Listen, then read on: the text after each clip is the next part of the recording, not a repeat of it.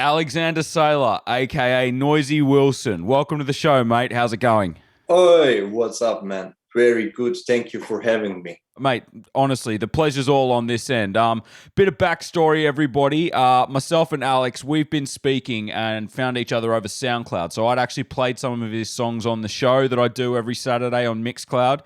And he reached out to me, and we immediately started chatting, hit it off. Alex runs a label. He's producing. He's a DJ. He sent me a load of tracks, exclusive dub plates from his upcoming releases from his label. Played some on the show the other day, and mate, he was really keen to just come on, get involved. So I'm really glad to have you here, man. Whereabouts are you? Tell everyone that's listening whereabouts you're located. I'm located right now in Belgrade, Serbia. I've been living here for the majority of my life. And before, I was born in Cyprus and lived in Washington, D.C. As a baby, basically. Holy shit, dude! You've been all around. All around, yeah. Yeah, wow. And obviously, so I can see the Parkway Drive poster behind you. We had a quick chat beforehand. You come Yeah. from a metal background, same as me. So let's get into that quickly. So what I'd love to get from you in the first instance is, can you just tell us a little bit about how you got into music in the first place? What were you listening to? And how did you end up to the point that you started a label? Oh, very good question. So I always like to take a step back, and reflect on everything that led me here. And here we go. The first CD that I ever got was from like a Tuborg beer, which contained house music on it. I will send you the stuff later. I actually uploaded somewhere. Nice. And that stuff was pretty cool. It was like a deep house, tribal house. And I was like, oh, this is nice. But it never piqued my interest enough until I discovered Linkin Park. When I discovered Linkin Park and the whole new metal thing going on, it just blew my mind because at the same time you had rapping, you have screaming, you have scratching, you have lots of samples and also catchy melodies as well. So I think the moment that really changed me was when I was so into Skins, the UK show about like teenagers and stuff like that. And one day at my grandparents' house, I was searching for one particular character that I fell in love with, Michelle. Yeah. I was like, yeah, we tribute videos about it. And one video contained a Linkin Park Faint song. And I was like, whoa, what is this? And I was running on a really slow internet connection. It was a cable internet. And I was waiting for 2 hours for the full video to load. And I keep repeating it like crazy. And I know I was hooked. So the next thing I did was go to see who is Linkin Park. I went to buy a CD, Meteora first, where it was a song Faint. And then it led me to Hybrid Theory, their first album. And after that, I wanted to know who were the influences. And I saw the Limp Bizkit. And that was the very moment where I became a total douchebag. So that's jokes. Oh. But yeah, in a connection with electronic music, I will never forget the first time I heard Slipknot Eyeless. It contained the almond break, really felt like, and I was like, whoa, I like this sample so much. And I wouldn't discover a jungle till I was like 17 or something, actually. So I was pretty much into metal and hardcore punk. I had a band before as a vocalist. I also have a vocal clinic back in the day. But once my last biggest project in deathcore broke up, I needed a new creative outlet. I was always into kind of stuff like Klom's Casino and Flying Lotus, which is really, wonky stuff, Yeah. a lot of, beats, atmosphere and stuff like that. And I remember the moment I bought GTA 5 in 2013 or 2014 for the Xbox, I don't remember.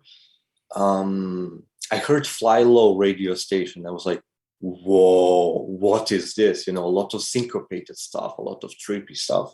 Yep. And yeah, I went to Amsterdam I was basically a straight edge my whole life.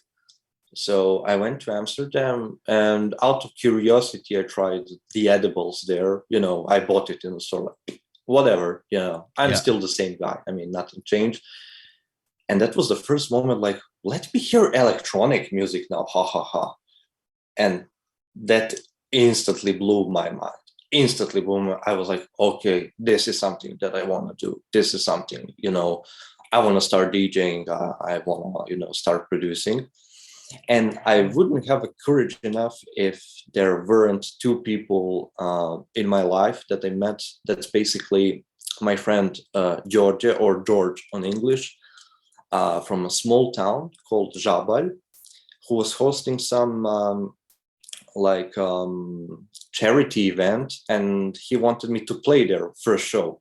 Yeah. I didn't know what were the players, how to use a controller, what are the button functions in general. Yeah. But I went there, I played like a combination of drum and bass, some early boiler room stuff where you have a lot of two-step garage, like Elifino, Mosca, and floating points. And I liked it, how the crowd reacted and everything, even though I was extremely terrible. So after that, I was like, okay, I'm in it for real. And I owe it to DJ Mythical, who was like my main sensei here, who booked me the first gig in Belgrade, and then paved the way for me later. So yeah, that's Wow. a short answer to your question. Yeah. But you were playing in bands before, right? Like before That's you got correct. into the electronic. What kind of music was it? Like, so let's go from the start. First band that I was into was called Everything's Right. It was basically made as a joke with some my older bandmates previously, and I owe them a lot, even though we are not in touch anymore for the past 2 years.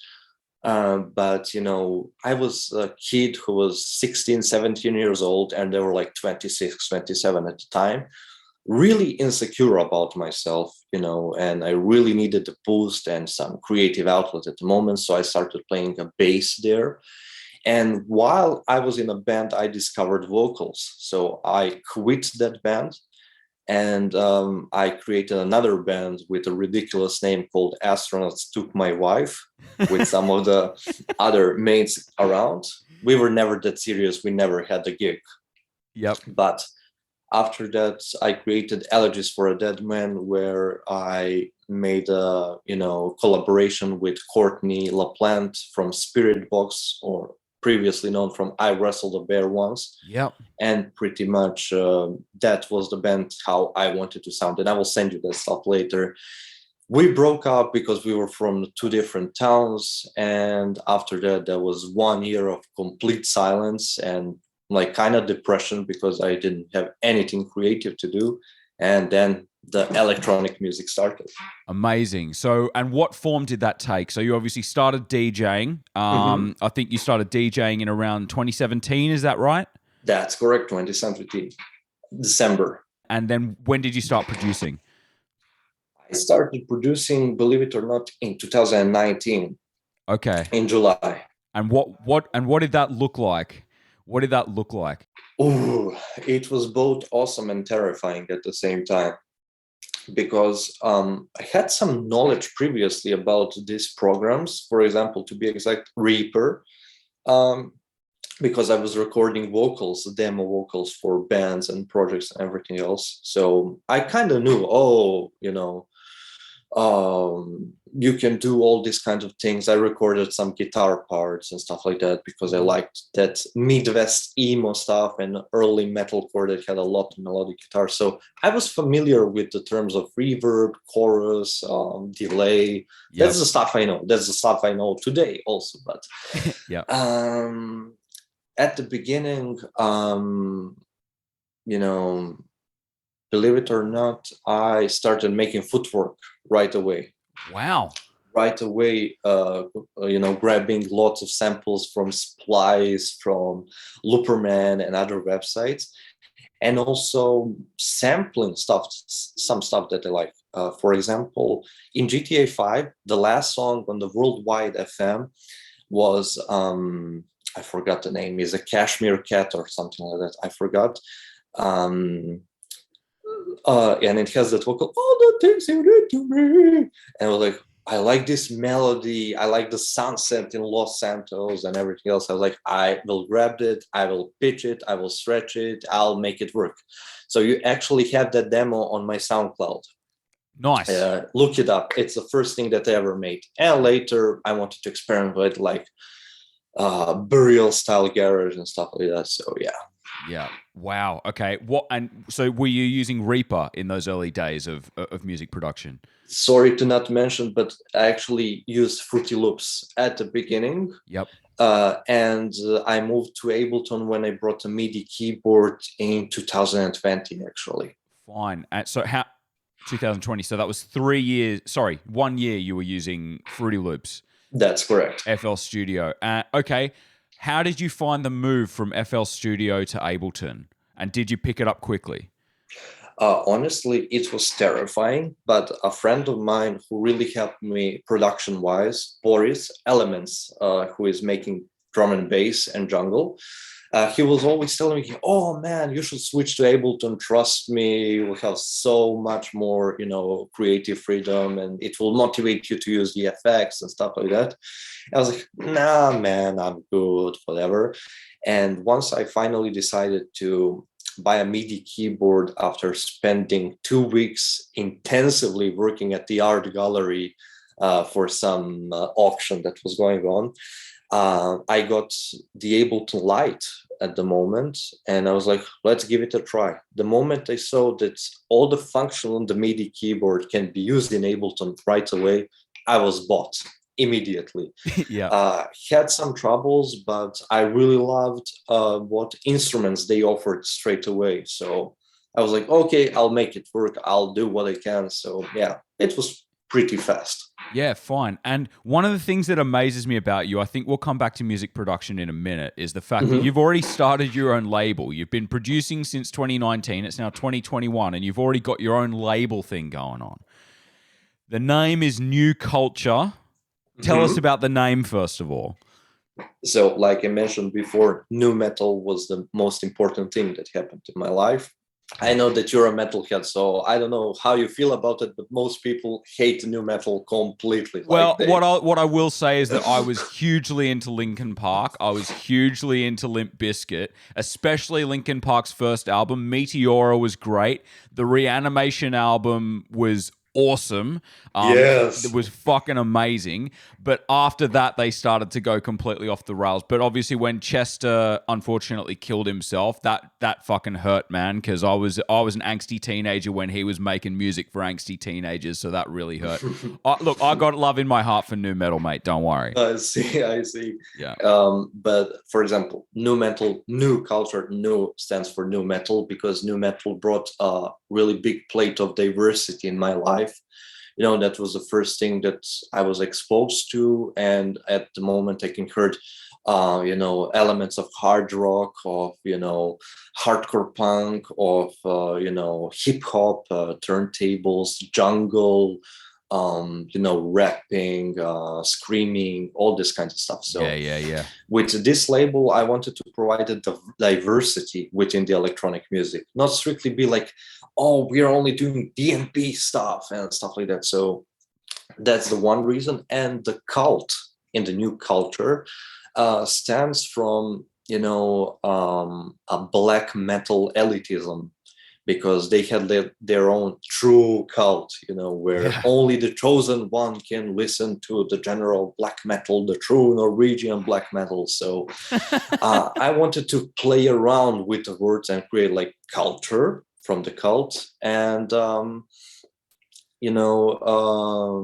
have a little bit, I don't know if I can swear on a show. Yeah, but mate, swear away, dude. Thank you.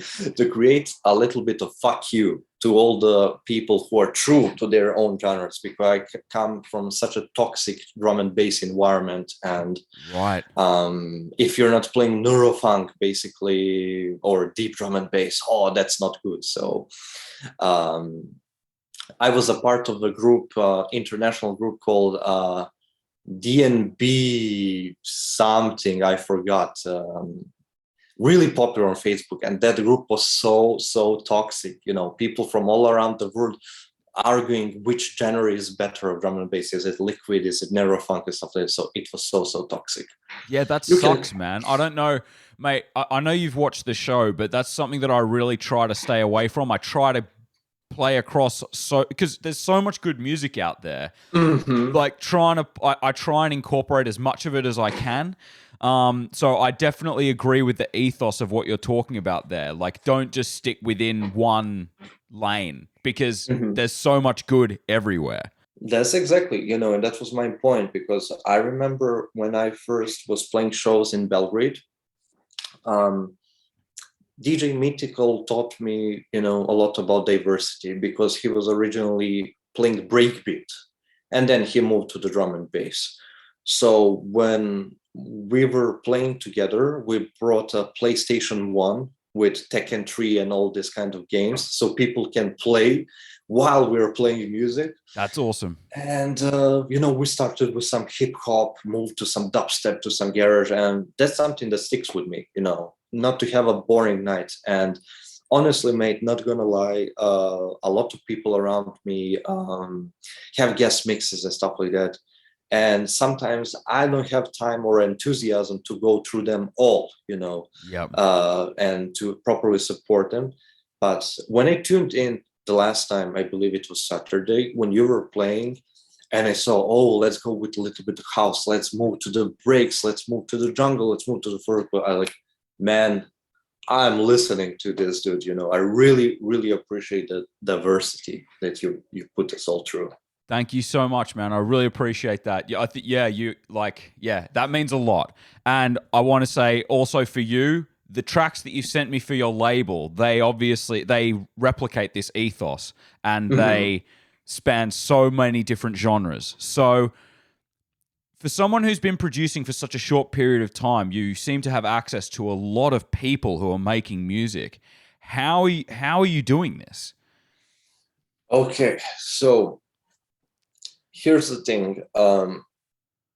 When I was in quarantine, I met so many people online thanks to Facebook groups, Footwork UK, Halftime Slow Fest, the most important one for me. Okay. I met so many people who were like into footwork, into DJ Rashad. We started talking, and it was deep in the quarantine, and I wanted to do something. I know a lot of people, applied to other labels, got rejected, even though they're extremely talented. And I wanted to do something for the crew. So that's how I, managed to call up my friends, tell them to get their friends involved too, and we built the first compilation like that. And after that, it was pretty much easy because people like yourself started playing Nu Kvlture music or my music. And I just reached out to them to thank them for that, because I think that's amazing and beautiful. Yeah. And we started talking. They got involved too, and yeah, that's how you build the pyramid scheme. No, it's amazing. So how many releases have you got now on Nu Kvlture? 6 at the moment. So 1 compilation and 5 EPs, I believe. Yeah, let me check. Compilation number 1. Then we have a Yerba Terps like hybrid EP of bootlegs. Then Monty Klein's Future Garage. Then we have Kandroma's Deep Dubstep, Tribal Dubstep EP. We have Etra's Liquid Jungle, which is fantastic, and my latest EP, Neowork. So 6 releases. Holy crap! And that's all in the space of what, 2 years? And basically started since lockdown. It's all in the space since January, actually. Oh my god! So yeah, I think a lot of people will criticize me, for example, for my production or for the way I manage Nu Kvlture, but I honestly don't care, because I'm doing this for the story. I mean, I would like people to offer the chance to, witness the evolution, with my sound or with other people as well.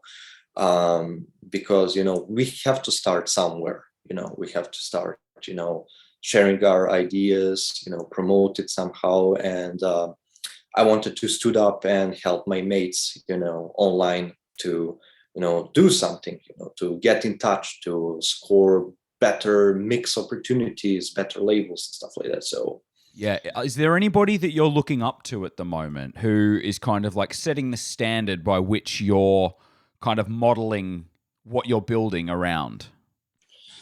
ooh, that's a good question. But I must say, if it wasn't for the first releases I've released through Samsara Beats and to Budapest Duke, I wouldn't be able to do this, because I learned so much through these guys, and especially Doman from Budapest Duke helped me with all these advices about, how should I set up, a Bandcamp page, to how to watch out for the copyright issues and stuff like that. So it really So what, helped you me. put tracks out on those labels before? That's correct. That's correct. So you will have my SoundCloud. It's called Belgrade Duke and Drive Through. Those two tunes. You can check it out later.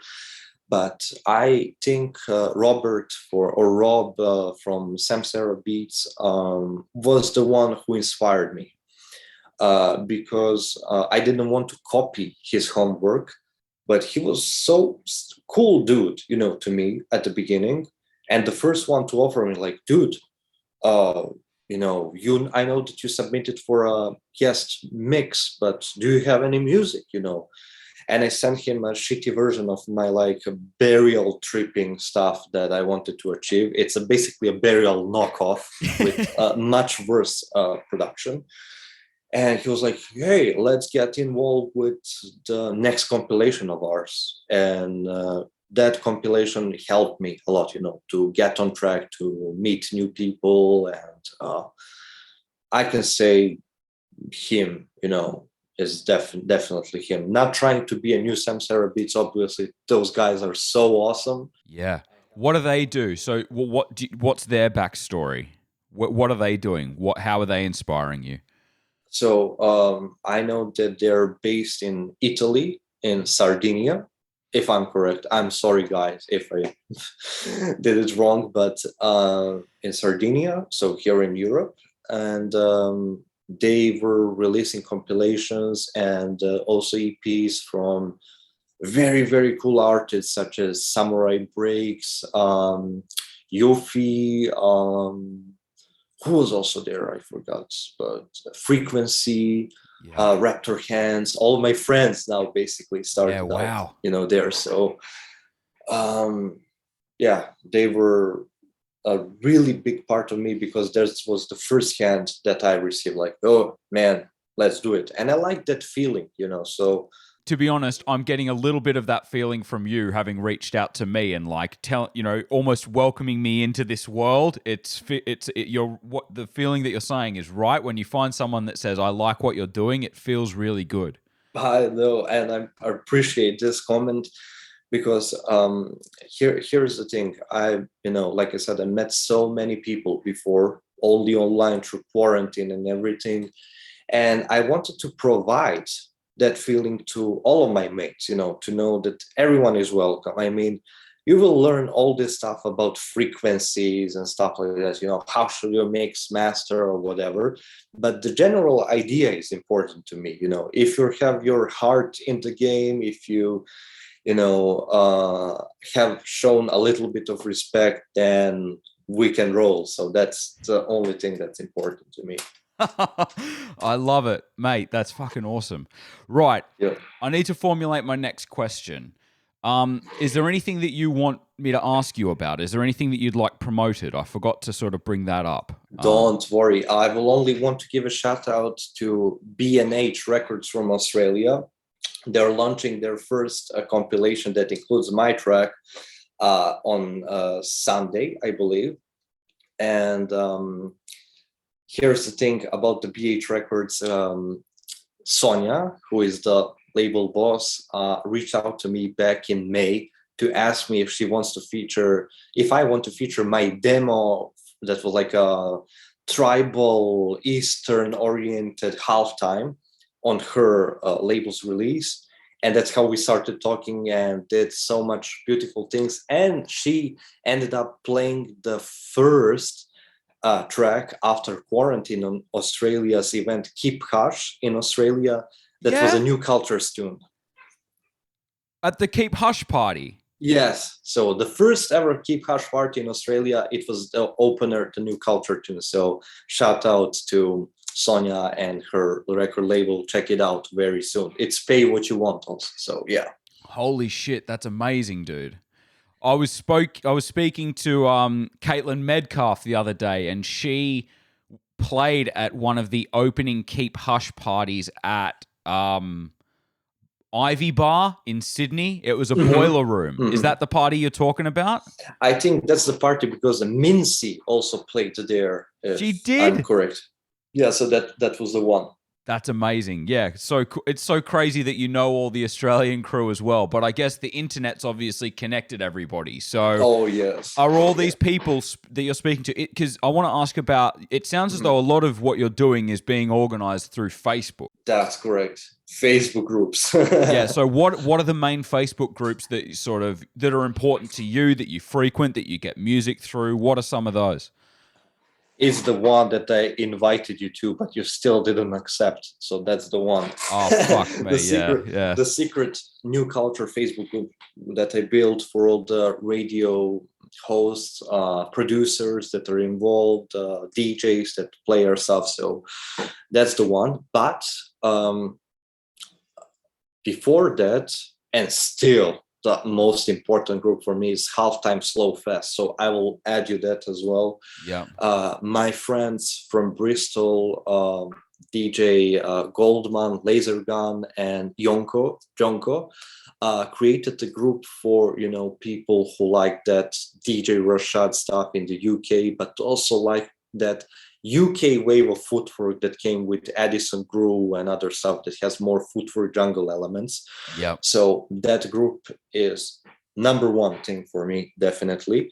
Also, you have a group called Left Field Bass, where I can find all this kind of weird stuff. More Cowbell is awesome. UK is funky. That's also really cool group. And Footwork Juke UK. That one is also cool. Wow. Okay. So all of it, there's only one of those that I recognize. So I'm looking forward to sort of getting in and forgot to tell you, Witch House group, definitely. Witch House, really? Yes, because I'm into that creepy stuff, thanks to Klomps Casino's first releases. So I'm always on the lookout for funk and Witch House, So okay, nice. So what is it about Footwork? Ooh, excellent question. What? It's so interesting. It's so melodic and it's so brutal at the same time, because one of the biggest influences in my life is a band called Misery Signals. It's basically a Canadian band who started playing early metalcore, not the At the Gates metalcore, not not that kind of stuff, but more like experimental hardcore, really heavy, really melodic influence with mathcore and stuff like that. So when I heard Misery Signals' first album of Malice and the Magnum Heart, I knew that I want to make music in any form. Is that metal, hardcore, electronic music that will be both brutal and melodic at the same time, so right. That's what they found in Footwork. You have so much things going on, so much percussion, syncopation, but also a lot of melodies, on top of it, so that's something that I like. Yeah. Wow. Okay, fine. So when you started producing Footwork, that was the first music that you started making, was it? That's correct. I had some attempts before, also with Footwork and with some garage, and you can find that on my Bandcamp, so Noizy Wilson Bandcamp. All of the demos that I produced working in the art gallery before, sitting and answering questions to the people. Oh, is it open? Yes, it is. And then I tuk. So you have all this one takes, because I was having a FL Studio that was free at the moment. So It was a demo. So you cannot open the same project again. So it was all sit, do, and finish it. So yeah. Wow. Did that train into you a certain workflow, do you think? Definitely, because I was once at like a classroom, thanks to my girlfriend, that was about Ableton Live. And I talked to the professor called Dobrivoje Miljanovic, and he told me, man, I wish I had this, thing that you have to just sit and make a track between two spliffs, just sit and do it so quickly, because he is such an perfectionist that he wants to mix everything properly, create the perfect balance of frequencies and everything else. And I mean, that's perfectly fine. I'm a total noob regarding that. I just sit and I have this idea, let's combine funk, let's combine a sample from 90s movie, I forgot what's the name, Rules of Attraction. Yeah, let's combine that with funk, with some breaks, with some orbital, and that's how I make a track. I don't know how to mix. I don't know if I have a right to call myself a producer, because I'm just a guy who creates a puzzle, who sometimes plays a MIDI keyboard, and yeah, that's about it. So what's your workflow like now? Same as before, but I have more knowledge now, because the best advice that I got was from my friend Boris, aka Elements, drum and bass jungle producer. He taught me, dude, you should have fun while you're producing. Fuck the rest. You will ruin everything in time. So just sit and have fun. And that's the most important thing for me. So I don't want to force anything. And that's something that I implemented in my life as well. That kind of thing, to not force anything, just to be relaxed and try to enjoy, every second. So when I open Ableton up, I usually have some idea in my head that motivates me to open it up. And as you know, I make all kinds of weird BPMs, genres, and everything else. So I don't restrict myself. So if I feel at the moment, it's kind of rainy, kind of dark, I will usually try to make a future garage track and, implement some of my stuff in it. But for example, recently, the last tune that I've sent you was the first time in like 2 months where I actually sit, open the Ableton, and just worked 3 hours straight and, finish the idea. So I usually like in that Yu-Gi-Oh anime, I have I activate my spell card, polymerization, where you combine all these kinds of ideas in my head. Oh, I was so feeling 3/6 Mafia at the moment, and I wanted to use it. Memphis style vocals were really dry,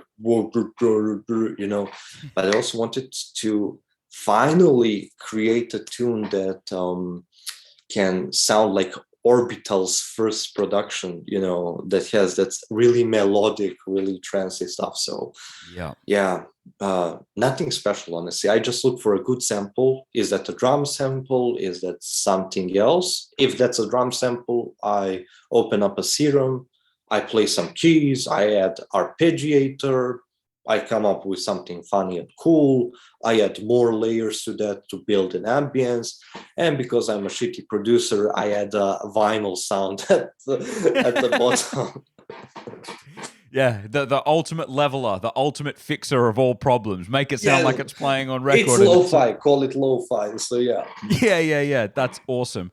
Do you ever take longer on tracks, or or are you just literally getting in, doing it for as long as you're sat at the computer, and then on to the next thing? Usually like that, but for example, the track from the first compilation for Seiken Dream, I was having, I knew that idea was great, but I was having hard time finishing it. So I extracted the stems, I sent it to Monty Klein. I basically call him my version of Burial, because I still don't know that person, what sex she is, how she looks like. We only talk through the SoundCloud, and he has only one painting of Francis Bacon on top. So I imagine him like a proper person from a painting. So I sent him her then stems, and after that Monty added vocals. He chopped vocals and I was like, this is so cool. He added a really good intro, really good stuff. So he helped me finish it. So sometimes when I feel I'm stuck with a great idea, I sent it to one of the mates, to make it better. That's okay. Awesome. So you almost seem as though you're quite rapid with your ideas. So quite prolific in terms of the ideas that you're putting out, and you're not scared to put them out into the world, share them, put them on compilations. Mm-hmm. That's something that's quite admirable, I think, because the reason that I didn't start my own music production was because, I don't know, I just procrastinated, told myself I wasn't good enough, that I never would be, all these things. So to see someone who's able to be, only a few years into their music production journey and to have started a label, putting things out, sending them, sharing them, getting them out and getting them done. And, some of the stuff that I played on the show the other week was awesome. You know what I mean? So it's just like, it's quite admirable, I think. Well, thank you. But like I told you on Instagram, I want you on this compilation. So use that as a motivation to create something. You're in a good way. And so we can share it with the world. So I am aware that some people would not like this and will, criticize me for it. But you got to start somewhere. I know that my tunes are not perfect, and that's why I'm always surprised when someone plays my shit, in guest mixes. Was that one a Rinse FM or something else? Yep. I don't care. It's the same feeling, for me, and I'm always surprised. So the thing is, produce something that you like, produce something that you love, share it with the world, and let the world see your evolution. How you change with the style, with the sound, how you become better, overall. So I was the same like you before, especially in Serbia, where there is this attitude where like, you're too old to do something, some things, you're too old to learn new instrument, or you're too old to, learn new skill and stuff like that. So that toxic environment really unmotivated me, to do anything about my music. But because of the previous bands that we had some success and a collaboration on the international level, that motivated me to actually do something like a Nu Kvlture and give a push to everyone that is necessary. Good example for that is Can Drama. Because they started producing at November last year, and they released a first track ever on my compilation, and now they're killing it. Really? They're everywhere in Canada, playing amazing gigs at really cool labels and stuff like that. So my point exactly. Wow, you never know where someone's tiny little project that's very new is going to just suddenly explode. So it's almost like you want to be giving as many opportunities to as many people as possible. That's fucking awesome, man.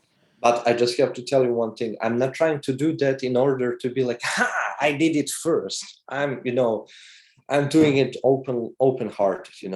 Everyone who shows little respect and love for the craft will always, have a chance to release the guest mix here, to, release their music. So I'm always down for that. That's unbelievable, man. So what's next for Nu Kvlture? What's the plan? So you've obviously got your release coming up very soon. So we have a next compilation dropping January 2nd. The first one was January 1st. So I had created a plan to every year move date for one day up front. So January 2nd, brand new producers and some OGs from the first compilation are coming also. It's going to be much crazier than the first one, because the first one was all about footwork and like breaks, a little bit of dubstep, but this one has Baltimore club music, has a lot of different rhythms. I created a track for it that's a combination of funk and breaks, which is like the most creative thing that I've ever made. And yeah, it's going to be really, really crazy. Alex, Noizy Wilson, it's been a real pleasure talking to you, man. We're going to keep in touch. Definitely. Is there anything you want to plug? Any last things that you'd like to say, or any last pieces of advice for me before I embark on this journey, which I have started? I made one quick beat, and I'm off to Germany and Italy for the next week or so, and I'm taking the push with me. I had to buy myself a new bag to fit it in, but I'm going to be doing a bit of work over there. But obviously, I'm very new. Any advice for me? Have fun. Nothing else. Don't force anything. Have fun. You will learn everything on the way. Excellent YouTube channel that will help you out is called You Suck at Producing. Yep. I will send you that link as well. Because it's both at the same funny and very educational, so it can help you learn the basics. Also, if you need anything regarding samples, feedback, send it to me or the guys, boys, girls at the group. But mostly the most important thing is have fun, nothing else. We have a long life ahead of us. So there will be time for parties, for releases, for better production, but just make every moment count. And also you said, if there's anything else that you would like to add to the end of this interview, I wish this interview was longer because I had so much time talking to you. Yeah, absolutely, my friend. It's been a pleasure. Alexander Saylor, aka Noizy Wilson. Go check out Nu Kvlture on SoundCloud, Instagram. All the links are down in the description below, mate. See you soon. See you soon. Thank you. Hello, legend. Thank you so much for watching all the way till the end.